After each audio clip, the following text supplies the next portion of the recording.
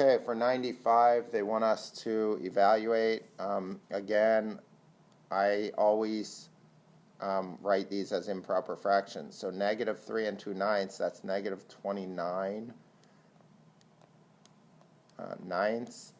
And then I want to add that to 8 times 9 is 72, 79 ninths. And this gives us 79 and negative 29 is 50 ninths, right? 50 over 9. And if you want to write it as a mixed number, you can, but improper fraction is fine. For B, we have negative 7 and 2/7. That's negative 49, negative 51 sevenths, minus 21 fifths. Common denominator would be 35 for this one. So 5 times 51 is 255. So that's negative 255 35ths. And 7 times 21 is 147, right? 147 35ths.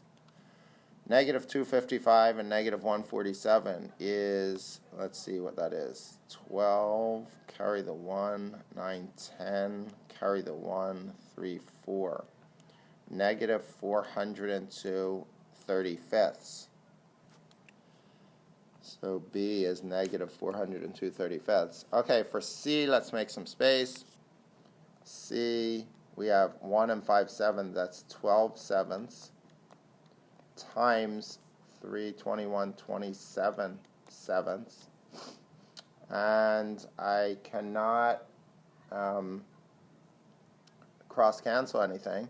So 12 times 27, 12 times 27 is 324. 7 times 7 is 49. So 324 49ths for C. And D, we have negative 8 and 1/7. That's negative 57 sevenths divided by, that's divided by, right? Negative 45 50 ninths, right? So we multiply by the reciprocal. So it's negative 57 sevenths times negative 9 50ths. I cannot cross-cancel on this one, right? So negative times negative is positive. 57 times 9 is 513, right? 513. And 7 times 50, 7 times 5 is 35, so 350. That's 513 350ths for D.